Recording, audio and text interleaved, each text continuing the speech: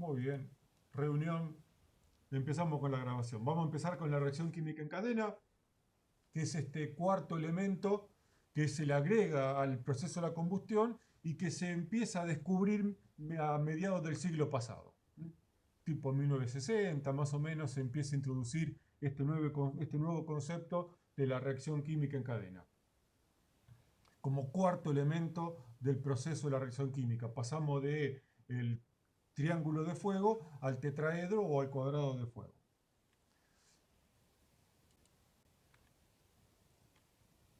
Habíamos dicho que la combustión es una reacción química del tipo óxido-reducción, donde intervienen dos reactivos, combustible y comburente, y termina en esto en productos finales, que ya en la clase pasada algunos de los productos finales los vimos casi todos. Lo que pasa que entre que los reactivos empiezan a reaccionar, o sea, combustible y comburente empiezan a reaccionar hasta que termina la reacción y llegan a los productos finales, hay una serie de estados químicos intermedios. Y la reacción química en cadena, como este elemento tan importante del proceso de la combustión, se encuentra como un estado químico intermedio y los especialistas en combustión el, le dan uno de los papeles más importantes en el proceso químico de la combustión. O sea que la reacción química, de alguna manera, dicen que explicaría lo que sería la combustión en el fondo. ¿Por qué explico esto? Porque hay agentes extintores que van a ir a cortar esta reacción química en cadena y son de los que mayor velocidad de extinción tienen porque van a la propia combustión, van al ADN. Ya, si no es hoy, la clase que viene ya empezamos con agentes extintores. Voy a explicar la reacción química en cadena de la manera más sencilla que se pueda y de la manera que yo lo conozco para poder explicar. O sea que partimos de una molécula hipotética, donde tengo el átomo A y el átomo B. Se ve todo gris. No se ve la pantalla. Yo la estoy viendo la mía. Yo no veo nada, No profe. se ve. O es la computadora. A ver, vamos a hacer una cosa. Vamos a detener.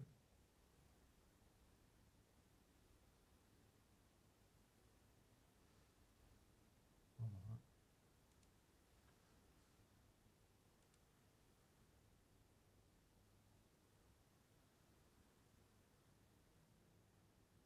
Debo estar... ¿Ahora se ve? Ahora sí. Sí, Ahora profe. sí, profe. El tema que no sé si es problema de la transmisión, problema de dónde viene. ¿Se está viendo ahora? Sí, profe. Bueno, Sí, sí. entonces vamos a empezar de vuelta con... ¿De qué parte no se vio nada? ¿No se vio? Ajá, desde el principio. Bueno, vamos a empezar del principio. Habíamos dicho que la reacción química en cadena se establecía como un estado intermedio, como una reacción química intermedio entre que los reactivos combustible y comburente empiezan a reaccionar y terminan en producto final. Y los especialistas le otorgan a esta reacción química en cadena el proceso químico más importante en el proceso de la combustión. Y por eso lo vamos a estudiar. Y porque además hay agentes extintores que lo que hacen es intervenir en esta reacción química en cadena, transformándose así en los agentes químicos, en los agentes extintores más rápidos que hay para apagar un incendio o una combustión. Por eso es que estamos dando este tema. Eh, Vamos a partir de una molécula hipotética compuesta por dos átomos A y B y con un enlace compartiendo electrones. A esta molécula hipotética le va a estar incidiendo una fuente de calor. Esta, es- y llega un momento que esta molécula, debido al calor que le está, que le está, uy, qué corto de palabra que ando hoy, que esta fuente de calor va a hacer que esta molécula se rompa en sus átomos originales. O sea, el átomo A y el átomo B se van a desunir en lo que se denomina radicales libres. Las características de estos radicales libres es que son muy inestables y son los que se denominan muy reactivos. O sea, al ser inestables, lo que van a intentar hacer es estabilizarse. Como se dice en química, se van a querer aparear, o sea, buscar el par. Esto es lo que los convierte en muy inestable. ¿Cómo buscan el par? Bueno, ¿cómo se estabilizan? Hay dos maneras para estabilizarse. Una de ellas encontrando otro radical libre que ande dando vuelta por la zona y por lo tanto se conforma una molécula que se vuelve una molécula estable. Y la parte que más nos importa a nosotros, o que más les importa a la combustión, es que un radical libre pueda llegar a encontrar una molécula estable. Esta, por ser tan reactiva, tan inestable, este radical libre lo que va a hacer, le va a robar un átomo a la molécula, se va a transformar en unión estable y va a generar unión inestable que va a seguir reaccionando con distintas moléculas estables que están en el proceso de la combustión, y así sería la forma en que se da el proceso químico de la combustión. Obviamente no es uno a uno, sino que cuando unión con un radical libre rompe una molécula, se desatan varios iones inestables que a su vez estos se van multiplicando y van abasteciendo de radicales libres al frente de llama. ¿Se entiende esto? Se supone que son estos radicales libres los que están abasteciendo de energía al proceso de la combustión. Si no se ve bien, no se escucha, no se entiende, vayan diciéndome en el chat que yo lo voy pispeando y estoy al tanto. Acá tenemos un ejemplo de lo que sería una reacción química en cadena. Fíjense que se forman varios radicales libres. Más allá de la química de la reacción química en cadena, lo importante es entender la mecánica de la reacción química en cadena, porque, como les dije, hay agentes extintores que tienen la particularidad, y ya los vamos a ir viendo en su momento, de capturar radicales libres, y por lo tanto, al capturar radicales libres, evitan que este radical libre se encuentre con una molécula de combustible y la disocie y la separe y la vuelve inestable. Por eso es que la idea de entender, por lo menos en forma básica y muy elemental, la reacción química en cadena. Si se entendió la reacción química en cadena, hacemos un repaso rápido de tipos de fuego y avanzamos. Díganme si se entendió.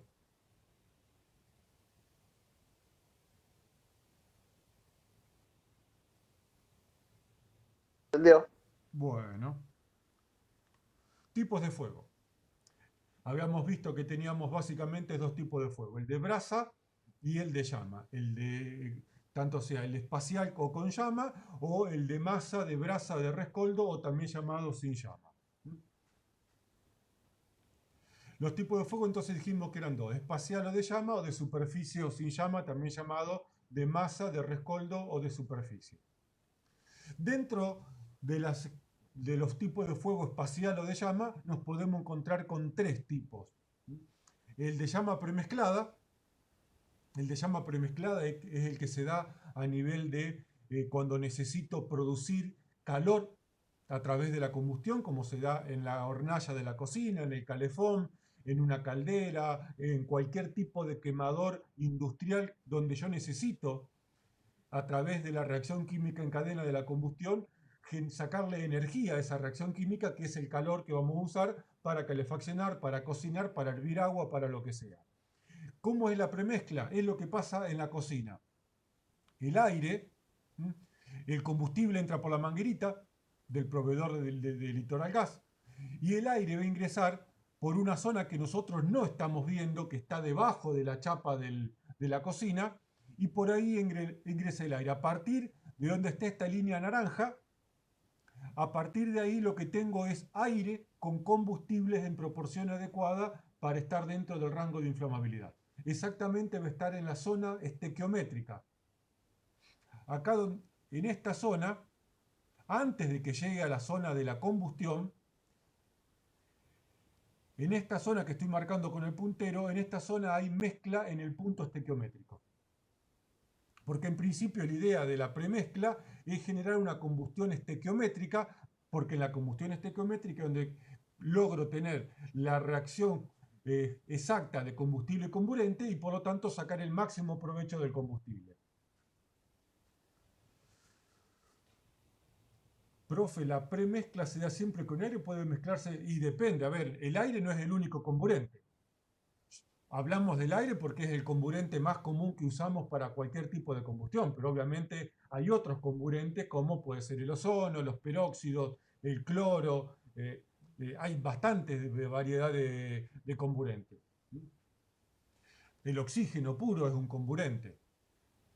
Y por lo tanto, a la combustión va a llegar el aire o el combustible mezclado con el aire. Este mechero Bunsen que se usa en los laboratorios de química, que es muy similar el principio de funcionamiento al quemador de la cocina, a la hornalla de la cocina, la llama premezclada, como se denomina, no obtiene el aire de los alrededores.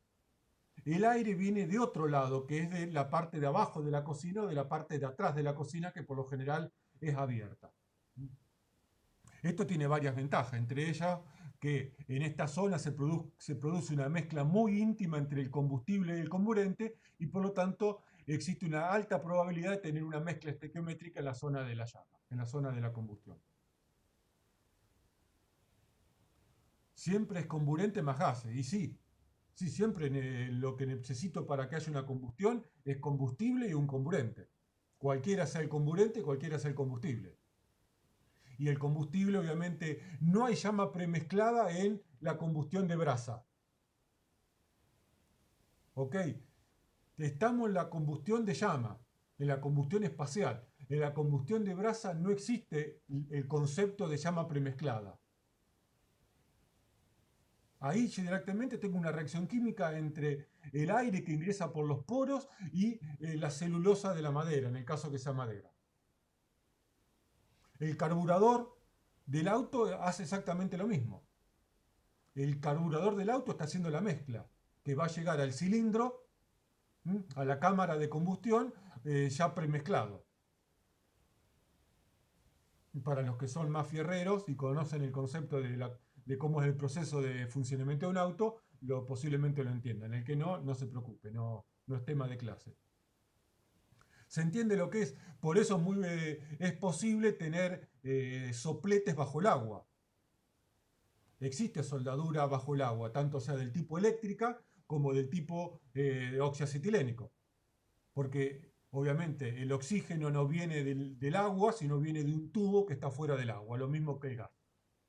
¿Se entendió la premezcla? Por lo tanto, si yo quiero apagar una llama premezclada excluyendo el aire de la atmósfera, va a ser imposible. Porque le puedo tirar agua que no se va a apagar, salvo que se enfríe.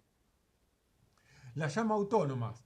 Las llamas autónomas son muy similares a la premezcla, pero se da, por ejemplo, en combustibles como la nitrocelulosa, donde cuando empieza el proceso de la reacción química en cadena de la combustión, la nitrocelulosa, que es el combustible, descompone en oxígeno. Y por lo tanto ya no necesita el oxígeno que tiene el aire alrededor, sino que el comburente oxígeno lo obtiene de su propia descomposición. Son casos muy raros y el único caso que conozco es el de la nitrocelulosa. No, posiblemente no lo vayan a encontrar en cualquier lado este tipo de llama. Y por otro lado tenemos la llama de difusión, que es la llama propiamente dicha de los incendios, que es la que vimos desde el principio del tema, donde el aire ingresa en forma natural por una diferencia de temperatura o de presión entre la presión interna que tiene la mezcla combustible y la presión del aire, que es un diferencial un poquito mayor que la que tiene adentro la zona de mezcla. No hay nada que esté empujando el aire para ingresar a la zona de la mezcla. El aire ingresa porque la presión en la zona de la mezcla es menor a la presión que tiene el aire afuera. Y esto se denomina fenómeno de difusión, o el ingreso del aire por un fenómeno de difusión como se lo conoce. Acá sí puedo utilizar agentes extintores que lo que hacen es excluir el aire de la zona externa al proceso de la combustión. Ya lo vamos a ver cuando empecemos a hablar de cada uno de los agentes extintores. ¿Se entendió esto? Producto de la combustión. Esto vamos a repasarlo rápido porque es un tema sencillo. Hablamos que la combustión es una reacción química de óxido-reducción que se da en altas temperaturas, altas velocidades de oxidación, es exotérmica, autoalimentada de calor, etcétera, etcétera. Por lo tanto, ¿cuáles son los productos de la combustión? En el dibujito están marcados en rojo. Vamos a listarlo: monóxido de carbono, producto de la combustión incompleta, que se da con falta de aire; el anhídrido carbónico o dióxido de carbono, que se da en los procesos de combustión completa;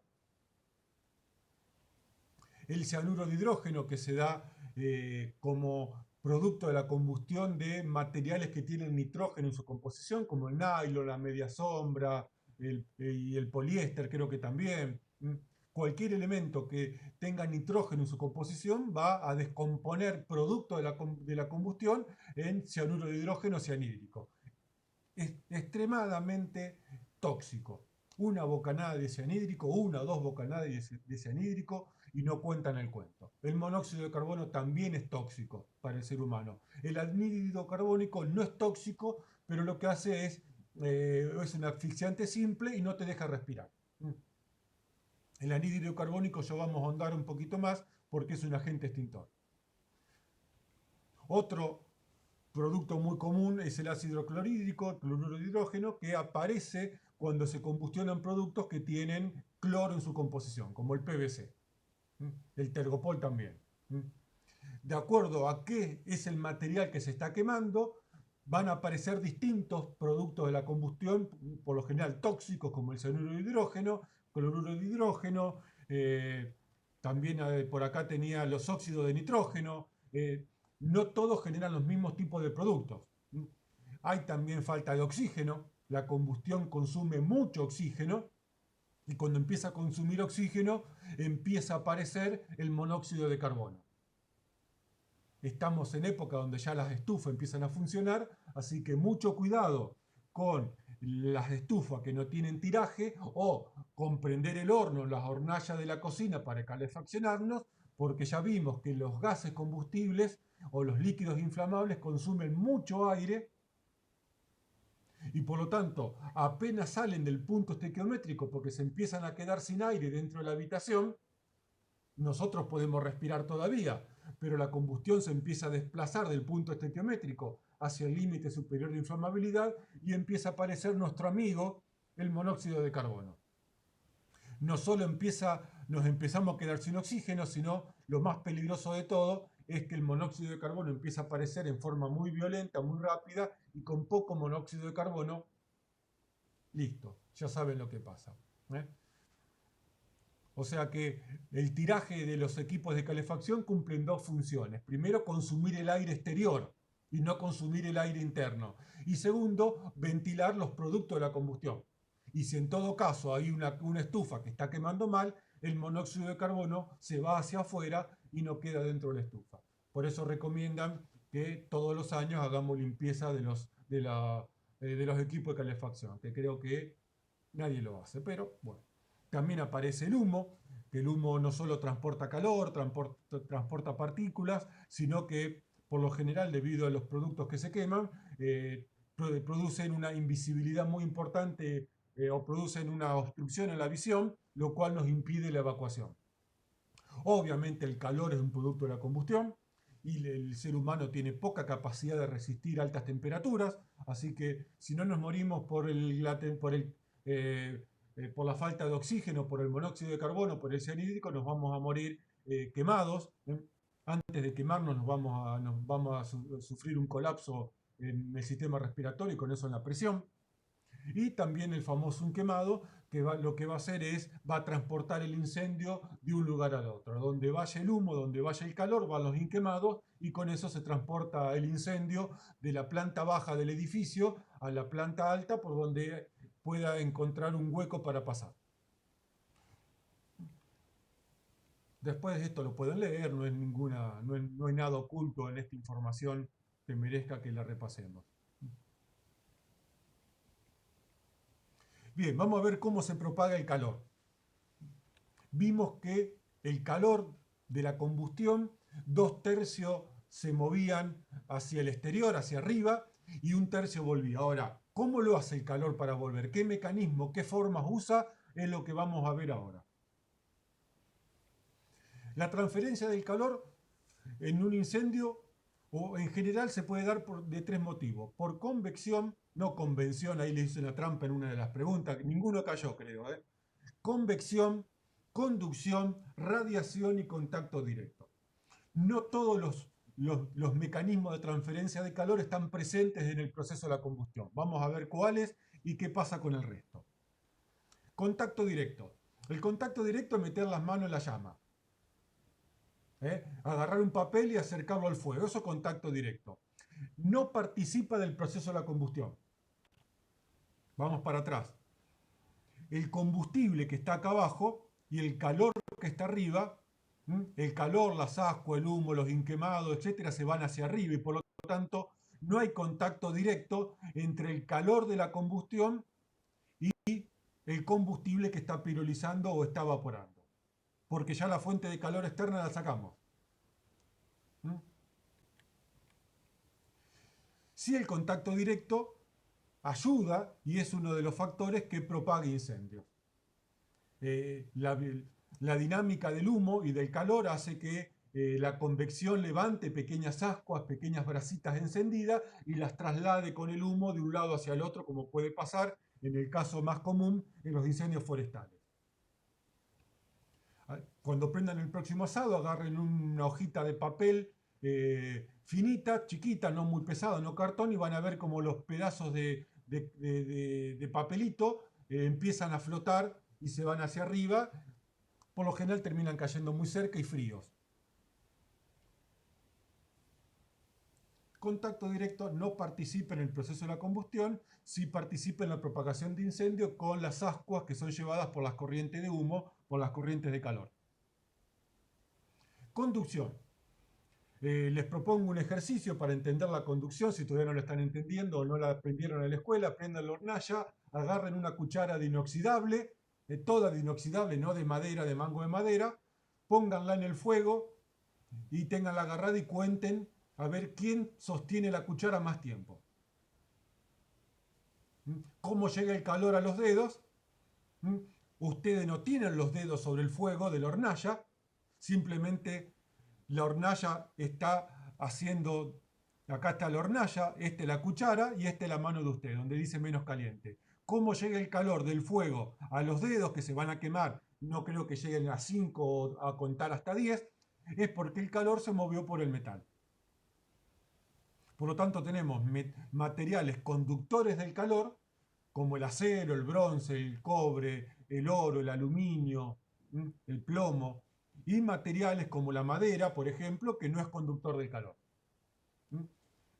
Tampoco participa, vamos para atrás, tampoco participa del proceso de la combustión. La conducción no participa del proceso de la combustión.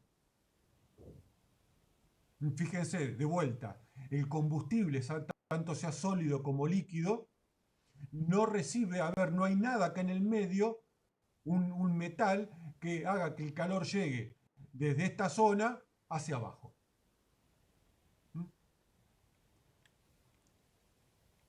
Ahora, sí, la conducción interviene en otras partes. No participa del proceso de la combustión, pero junto con el contacto directo es un propagador de incendios. Además, tengan en cuenta que los metales conductores del calor tienen dos características. Los materiales en general tienen dos características. Se dilatan con el calor y además pierden resistencia, capacidad de resistir carga con la temperatura. Por lo tanto, ¿qué hace el calor con los elementos conductores del calor? Debilita estructuralmente un edificio. Vamos a un ejemplo que tengo acá, hecho a mano hace un ratito. Este es un galpón. Columnas metálicas, cabreada metálica. Si tengo un incendio acá adentro, primero, vamos a la parte de arriba. La cabreada metálica se expande por producto del calor. Cuando se expande, las paredes laterales, ¿qué hacen? Se abren. también las columnas, producto del calor, se van a estirar. Y por lo tanto el edificio se empieza a deformar producto del calor. Obviamente esto es una exageración, pero sí genera mucha inestabilidad. Además, si esto es un edificio de altura y le está incidiendo calor a la estructura que sostiene el edificio, las columnas se debilitan, el edificio, las columnas del edificio pierden capacidad de resistir carga y la columna es esto. Y el edificio se derrumba.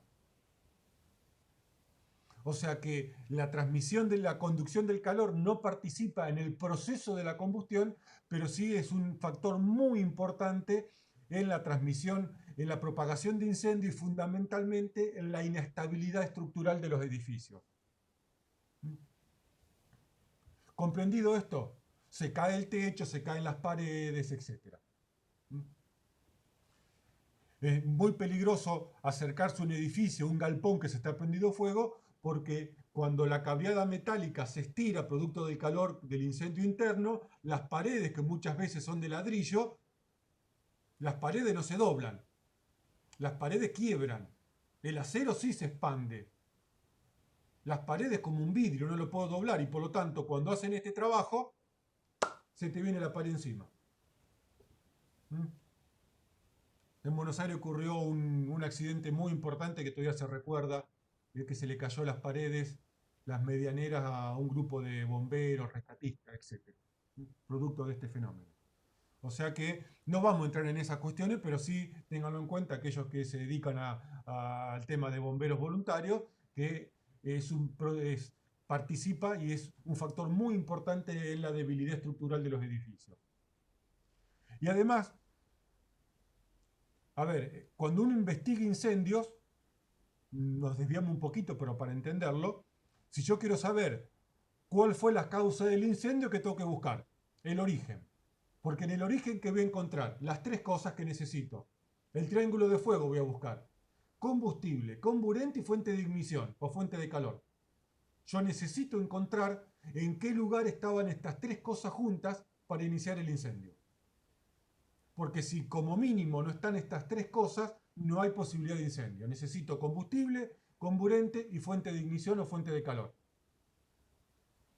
Y por lo tanto, parte de la investigación de un incendio es ir a buscar esto.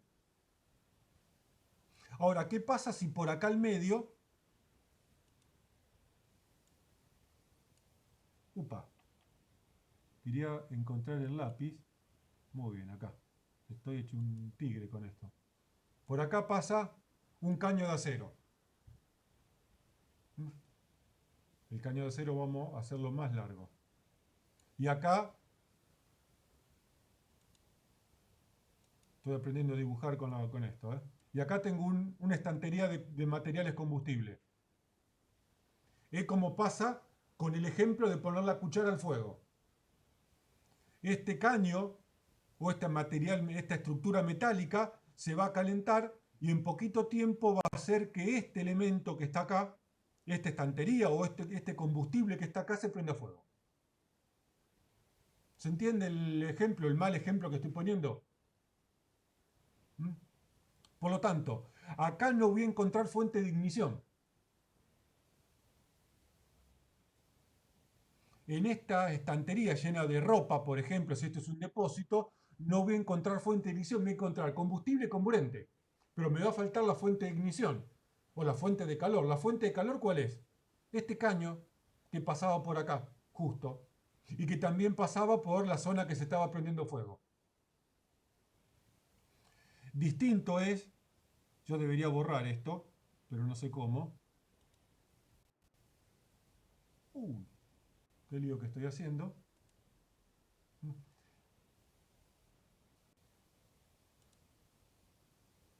No, estoy buscando un borrador. Ah, borrador. Ahí está.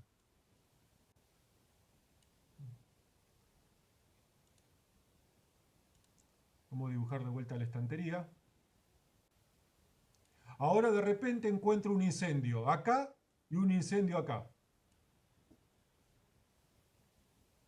Es muy difícil, por lo general cuando uno investiga incendios, nunca me tocó solo en la realidad, solamente lo hice en libros cuando leía nada más. que un incendio no intencional, accidental, tenga dos fuentes de inicio, tenga dos combustiones aisladas una de la otra. Es muy común que cuando uno prende fuego intencionalmente algo genere más de un inicio de combustión. Entonces, si acá tengo un principio de incendio y alejado y nada que lo una tengo otro principio de incendio, entonces posiblemente estemos hablando de un incendio intencional. Porque necesito encontrar la trilogía en ambos lugares y la forma en que estos dos se unieron. Es bastante improbable que se den dos incendios al mismo tiempo, alejados uno de otro, sin que nada lo conecte en el medio. Más o menos se entendió. Sí, obviamente, si acá arriba el humo sube, las ascuas sube, el calor sube, y acá a lo mejor tengo un incendio de materiales combustibles que están en la cableada. Pero el incendio hacia abajo no va. El incendio hacia abajo no va. Porque el calor no baja, el calor sube. Esto como para ponerle un poco de sal a entender este fenómeno de la conducción del calor en el tema de los incendios.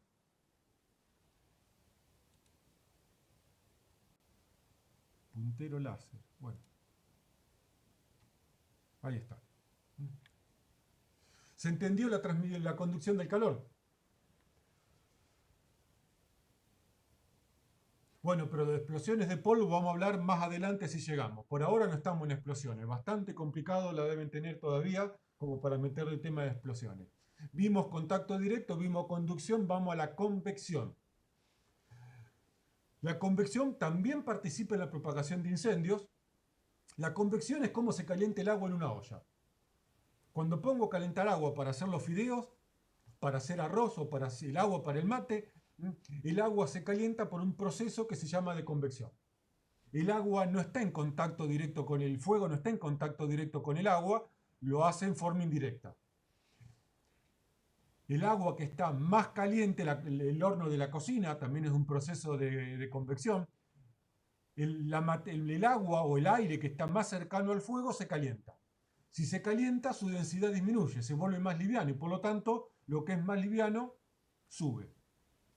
Cuando va subiendo, se va mezclando con lo que está más frío y por lo tanto se vuelve más pesado que lo rodea y por lo tanto ¿qué hace? Baja. Y se da este proceso, este fenómeno de corrientes convectivas, que es cómo funciona la calefacción en una casa. Los que viven en casas de planta baja y planta alta saben que en la planta alta hace más calor que en planta baja, en verano, y en invierno también. Pero obviamente ese calor que sube va a bajar. Por lo tanto, un tercio del calor que se pierde a la atmósfera lo hace por el proceso de convección. El proceso de convección está presente en el movimiento del calor que sufren los gases y los líquidos, no en los sólidos. El agua se calienta por convección y el aire se calienta por convección. El calor sube por el proceso de convección. El calor por convección no baja. Lo que baja es algo más frío que lo que subió. ¿Se entiende la convección? El horno hace esto, la convección del horno hace esto. Y cuando hablamos de un horno de convección forzada, es que adentro tiene un ventiladorcito que fuerza la convección adentro y por lo tanto la hace más homogénea. Los que cada tanto usamos el horno sabemos que hay parte del horno que calienta o cocina más que otras. ¿Y eso a qué se debe? Que la convección es natural. Y no es homogénea la convección dentro del horno, la temperatura. Si uno tuviera un horno con un forzador o con una convección forzada, lo que hace el forzador es homogeneizar la temperatura del horno la temperatura dentro del horno, producto de que está forzando el movimiento del aire caliente.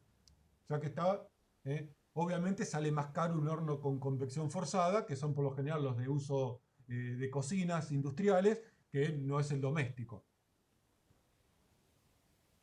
Radiación. La radiación El elemento más que nos da la vida o mantiene la vida y que más radiación emite es el Sol. El calor del Sol no llega a la Tierra por efecto de la radiación. La radiación es un fenómeno que se da entre dos cuerpos que están a diferente temperatura. Lo que pasa, para poder percibir la radiación, la diferencia de temperatura tiene que ser muy importante. No existe, no hay nada intermedio, no hay fluido, no tiene que haber aire, no tiene que haber agua, no tiene que haber nada. Entre el Sol y la Tierra no hay nada, dicen. Y sin embargo la radiación no está llegando igual. O sea que es la transmisión del calor y no necesita ningún intermediario como puede ser el aire, el agua o un fluido sólido como un metal. Una de las características de la radiación, como ven en la figurita, es que es multidireccional. Se mueve en líneas rectas y se mueve en todas direcciones. ¿Me están siguiendo? Entonces vamos a unir todo ahora. Son ondas invisibles, seguimos un poco con algunas características de la radiación, y son multidireccionales. La brasa, parte del calor que emite la brasa es por radiación. Ahora hablamos un poco de que no es lo mismo el asado al horno que el asado a la parrilla. ¿Por qué no es lo mismo? Por esto. ¿Ok? Ya lo vamos a discutir ahora ese tema. Por lo tanto, ¿dónde está presente el calor de radiación en la combustión? Como es multidireccional, un tercio del calor que sube lo hace por radiación. Vamos para atrás. Es multidireccional. Sube.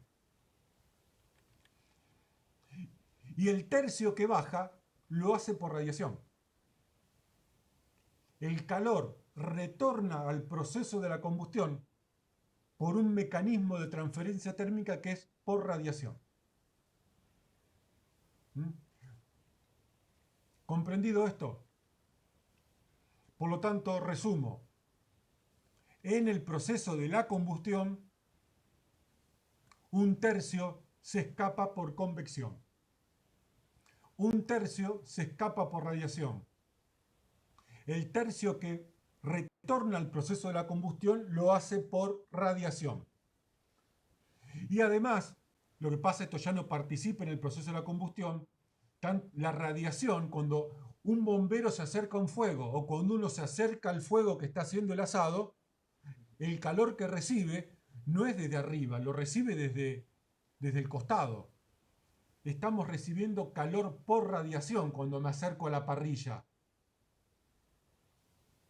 El bombero que se acerca a un incendio, fundamentalmente el calor que recibe es por radiación, porque el calor por convección se va hacia arriba. Y además, el calor de radiación, que es multidireccional, también es propagador de incendio, porque si en este lugar yo tuviera o tuviese materiales combustibles y estuviese suficientemente cerca, estos combustibles de esta zona se van a empezar a calentar por el efecto de la radiación del incendio vecino. Si yo acá tengo una estantería de madera arriba, se va a empezar a calentar. Lo hice muy cerquita de la llama, perdón, vamos a hacerlo más lejos.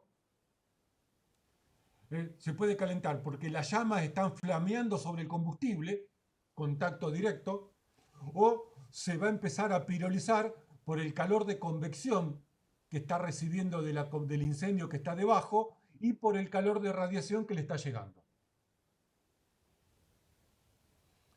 Si hacemos un asado al horno, cosa que no es un pecado, pero es un desperdicio hacer un asado al horno, el asado al horno se cocina por convección. Es ponerlo acá arriba. Y encima separado y aislado de la llama. Y encima combustión de gas. O en las cocinas más modernas es por como se llama, hornos eléctricos encima, ni siquiera por gas. Si yo agarro y prendo fuego y coloco la parrilla y coloco el asadito acá, los chorizos, el matambrito, el asado se va a hacer por el calor de convección y fundamentalmente por el de radiación, que es el que emite la brasa.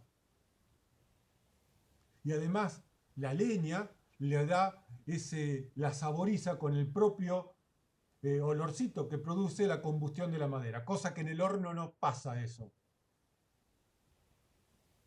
¿Eh? Esto como para poner un broche, ¿eh? Deben ser las 8 de la noche, 8 de la noche y pensando en hacer un asado. Pero bueno, no queda otra. ¿Se entiende la diferencia entre hacer el lechón al horno y hacer el lechón a las brasas? O hacer el lechón en un horno de barro, ¿m? O hacerlo a las brasas. Esa es la diferencia. ¿Comprendido? No sé si van a aprender de incendio en esta materia, pero van a entender un poquito cómo hacer mejor un asado. Y cómo sacarle provecho a las brasas. ¿Dudas con esto? Acá tenemos un ejemplo. Cuando le pongo las manos en el... A ver, entonces la cocina se da... En la cocina...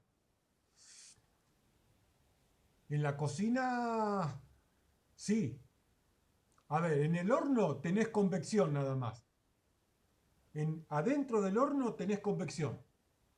En la hornalla tenés convección y radiación. ¿Por qué sería este fenómeno? Tenés llamas visibles. Lo que pasa por lo general las tapamos porque obviamente si no la comida chorrea arriba de la hornalla. Y el mango de la sartén o de la olla te llega el calor por conducción. El agua adentro se calienta por convección. Cuando yo acerco las manos me caliento por radiación, lo mismo que hacemos en la estufa cuando tengo frío y me acerco a la estufa para calentarme, me caliento por radiación. Y el contacto directo es si meto un dedo en el fuego. ¿Comprendido? Listo, Calisto. Muy bien. Modos de propagación del fuego y del humo. ¿Cómo se mueve el humo y el fuego? Especialmente el humo más que el fuego, ¿no? Acá tengo mi cuarto que está prendido fuego. Tengo mi habitación. Siempre el fuego, el humo, el calor se va a mover en forma ascendente. ¿Por qué motivo? Porque el calor sube. ¿Por qué fenómeno? Por fenómeno de convección. El calor nunca baja. Es prácticamente improbable que si yo tengo un incendio en el piso número 1, se propague a planta baja el incendio. Es muy raro que los incendios se propaguen en forma descendente. Se van a propagar en forma ascendente porque el calor sube por convección. Son casos muy, muy específicos donde el calor pueda bajar por algo muy concentrado, pero no vamos a entrar en esos detalles. Si estuviésemos en un incendio forestal, el penacho, como se llama a la chimenea de humo que sube, se le denomina penacho, sube hasta la estratosfera y se pierde. Pero como estamos en un ambiente cerrado, el calor y el humo llegan hasta el techo. Cuando llegan hasta el techo hace el segundo movimiento, que es moverse hacia los lados. El penacho hace esto. ¿Eh? Tengo un video, pero no lo tengo, me olvidé de cargarlo. Bueno, la próxima lo vemos. Y por lo tanto tengo un movimiento horizontal. Acá en este caso tengo dos paredes, pero también tengo ventanas al frente. Si las ventanas estuvieran abiertas o el calor rompe las ventanas, la llama hace el segundo movimiento que es ascendente de vuelta. El calor, el fuego, siempre van a ascender. Si tiene la posibilidad de hacerlo, que es salir por la ventana o salir por la puerta, el humo y los inquemados siempre van a salir por la puerta, siempre, o por la ventana. ¿Y qué van a hacer? Van a ascender. Siempre el humo, siempre el calor y siempre la llama van a intentar ascender. Lo que pasa cuando le impedimos ascender, se van a mover hacia los costados. Y si le impido moverse hacia los costados, como en esta habitación, el tercer movimiento es descendente. Y por lo tanto el humo y el calor empiezan a descender hasta llegar al piso de la habitación. Hasta que encuentran una puerta, una ventana donde de vuelta empiezan a ascender, a moverse en forma horizontal y a bajar de vuelta. Ese es el movimiento. Obviamente, esto es una habitación cerrada. Cuando la habitación, la ventana se rompe, desde que se rompió la ventana, bajó, rompe la ventana y se empieza a mover de nuevo hacia arriba, por la fachada del edificio, por la fachada de la casa.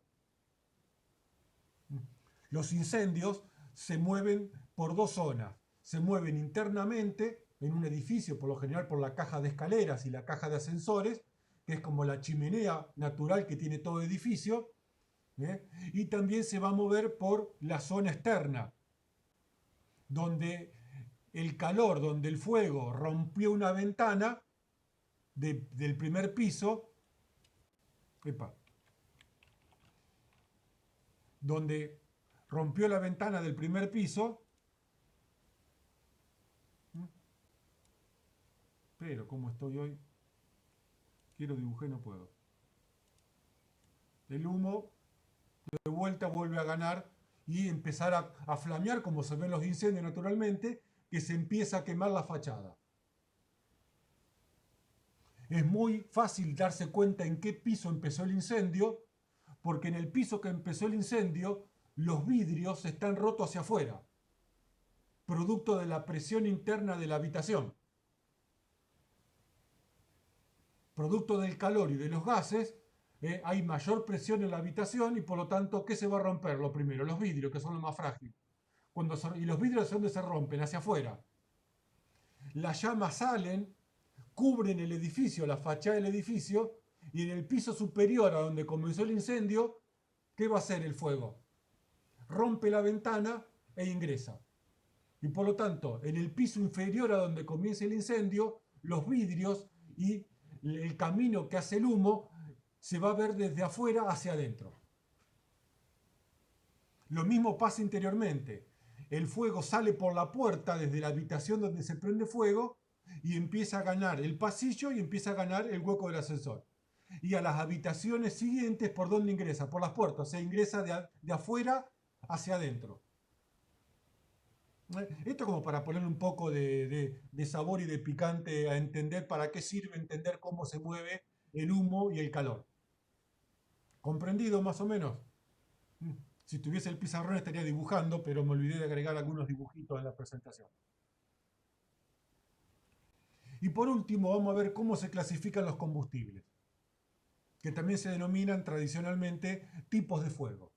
En realidad no son tipos de fuego, sino son tipos de combustible. La clasificación que usa la Argentina actualmente es esta. Esta es una clasificación. Europa usa otra clasificación. ¿eh? Combustibles tipo A.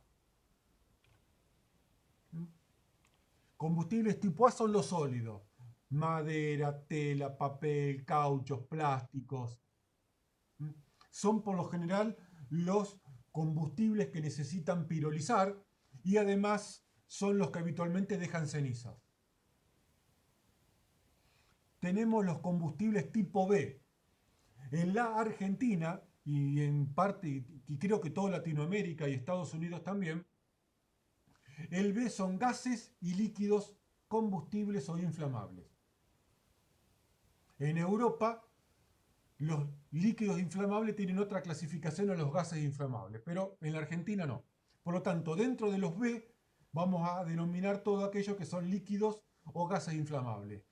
Nafta, alcohol, aceite, gas natural, propano, todo lo que puede, el gas de garrafa, no me acuerdo, no me sale el más nombre ahora en este caso. ¿Se entiende la diferencia entre A y el B?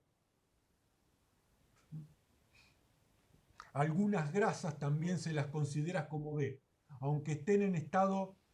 Hay algunos combustibles que lo voy a encontrar en estado sólido o como pastosos a temperatura ambiente, como una grasa, o como algunos plásticos, pero cuando se empiezan a calentar se derriten, como las grasas, como la grasa animal, por ejemplo. Cuando está a temperatura de combustión está líquida. Algunos plásticos se comportan de la misma manera. Hay plásticos que hacen cenizas y se comportan como un A. y hay plástico que se derriten y se comportan como un B. Son algunos detalles como para hacer algo un poquito más fino, más delicado de la explicación. Dentro de los C, el C es una condición, no es un combustible. Es la condición de riesgo eléctrico, por eso la figurita del tomacorriente y del enchufe. No es un motor prendido fuego, es cualquier combustible, sea A o sea B, que en la zona tenga riesgo eléctrico. ¿Por qué necesito distinguir esta condición? Porque tengo que distinguir entre aquellos agentes extintores que conducen electricidad de aquellos que no conducen la electricidad. Entonces el B no es un tablero eléctrico prendido fuego, no es un motor o un transformador prendido fuego. Es un combustible A o B que él o en la zona donde está ubicado tiene riesgo eléctrico. Entonces obviamente que no puedo tirar agua, ya eso lo sabemos porque, a ver, no necesito ninguna explicación de incendio para saber que el agua conduce la electricidad. Y por lo tanto, si tengo la computadora prendida a fuego, lo último que voy a hacer es tirarle agua. Los otros tipos de combustibles son los D. Dentro de la clasificación D están los metales combustibles. Magnesio, sodio, titanio, potasio, circonio, y no me acuerdo cuántos otros más hay. ¿eh? Y tenemos esta nueva clasificación que no tiene nada que ver con la política, ¿eh? Es ajeno a la política, a los agentes extintores K, ¿eh? Que son combustibles, que son grasas y aceites vegetales o animales, pero en electrodomésticos. A ver, esto es aceite o grasa en la freidora. No es un tambor de aceite. El tambor de aceite es B. Se denominan combustibles tipo K aquellos aceites o grasas vegetales o animales, pero que están en electrodomésticos, que por lo tanto están además a temperatura caliente, como un aceite de freír, o la grasa que tiene adentro la chimenea de la parrilla industrial, ¿no? La que está permanentemente funcionando en un patio de comida. En la parrilla, en toda la estructura de la parrilla, en la parte interna se le acumula mucha grasa. Parte la comemos y parte se evapora. Y por lo tanto, ese tipo de combustible necesitan, por determinadas cuestiones que ya vamos a ver, un agente extintor que es acetato de potasio o sales de potasio. La K no es de cocina en inglés, sino la K es de potasio. ¿eh? Tampoco es de kirchnerista, porque esto viene de Estados Unidos, esta clasificación. Nosotros la hemos adoptado posteriormente. Todavía no está adoptada legalmente, pero sí desde el punto de vista técnico ya se la considera y por lo tanto es un agente extintor destinado exclusivamente a cocinas industriales o cocinas comerciales. ¿Comprendido? ¿Dudas con esto? Lo que quiero que quede claro es que es un agente, un combustible K. No es la caja de botellas de aceite en el supermercado, eso no es K. Porque el aceite en el envase, en la estantería del supermercado o en el bidón de aceite que tiene la cocina industrial en el depósito, está a temperatura ambiente y no está en ningún electrodoméstico. Pero en la freidora, sí. Y por lo tanto, en la freidora es un combustible K, en el depósito es un combustible B. ¿Comprendido esto? El agente extintor es acetato de potasio, que es el más común, en realidad son, como se dice, sales de potasio. La sal más común de potasio que se usa es la de acetato de potasio, diluido en agua. Que lo que hace básicamente es degradar la grasa o el aceite, es como un jabón. ¿eh? Saponifica el aceite o la grasa. Ya lo vamos a ver si nos da el tiempo este año. Sería un incendio del hogar. En el hogar, A ver, no creo que... A ver, puedo hacer el ejercicio. ¿Quién tiene matafuego en la casa? Levante la mano. Exactamente, son de color no plateado, son de acero inoxidable. Primero porque necesitan ser higiénicos porque destinados a áreas de cocina. Y por lo tanto no puedo tener pintura en el área de cocina porque obviamente corres el riesgo de que la pintura caiga en la comida. Además, puede tener corrosión y la corrosión puede también caer en la comida. Pero además es porque el acetato de potasio, como tiene agua, es corrosivo y debilita los aceros comunes. Pero bueno, eso ya lo vamos a ver, ¿eh? No se preocupen, este tipo de cosas las vamos viviendo ya cuando vayamos avanzando en agentes extintores y después el matafuego. Hacemos un repaso y terminamos. El repaso es este. Como les dije cuando empezamos con este tema, que todo lo que íbamos a ver está todo metido en este dibujito. Si comprenden lo que pasa en este dibujo, están comprendiendo el 90% del tema de la combustión. Si recuerdan el dibujo cuando están explicando este tema, no se pueden olvidar exactamente de ninguna idea, de ningún concepto. Tiene las temperaturas de pirólisis, temperatura de ignición, temperatura de inflamación, temperatura de autoignición. Aparece el combustible y puedo hablar de los tipos de combustible. Veo el aire y puedo hablar de tipos de comburente. Veo fuente de calor y fuente de ignición y puedo hablar de tipos de fuente de calor y de ignición y qué papel cumple cada una en el proceso de la combustión. Veo la mezcla y de qué puedo hablar en la mezcla. Rango de inflamabilidad. ¿De qué más puedo hablar si veo la mezcla? Reacción química de combustión. Cuando miro la mezcla hay de tres cosas que me van a venir a la mente, por lo menos a mí. Rango de inflamabilidad, ¿qué es la combustión? Porque la combustión se da acá adentro, es la reacción química que se da en la mezcla. ¿Y qué más puedo hablar si veo la mezcla? Reacción en cadena, reacción química en cadena. Veo el calor, veo el humo, veo la llama y ¿de qué me acuerdo? De los productos de la combustión. Entonces hablo del calor, de la falta de oxígeno, del monóxido, del dióxido. Ah, me olvidé el cuarto elemento, tipos de combustión. Si estoy viendo la zona de mezcla, le voy a agregar el que me estaba olvidando, que son tipos de combustión.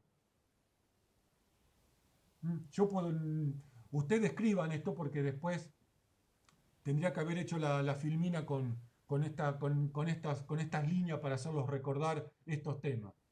Pero tomen nota de que cuando están mirando la mezcla van a ver cuatro temas. Rango de inflamabilidad, qué es la combustión, reacción química en cadena y tipo de combustión. Veo la llama, veo el aire y puedo ver tipos de llama. Premezclada, autónoma, de difusión. Veo el calor que sube y el que baja y que puedo hablar. De transmisión del calor. Puedo explicar por qué este calor sube, por qué este calor baja y cómo baja. Y todo está acá. Veo la madera y puedo hablar de tipos de combustible. A, B, C, D, E. En el E no tenemos el K. ¿Mm? O sea que cuando miro la madera puedo hablar de dos cosas. De tipos de combustible, qué tipos de combustible hay y la clasificación de los combustibles. ¿Mm? ¿Dudas con esto?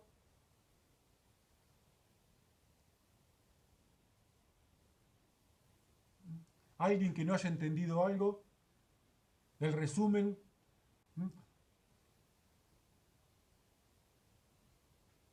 ¿Ninguna duda?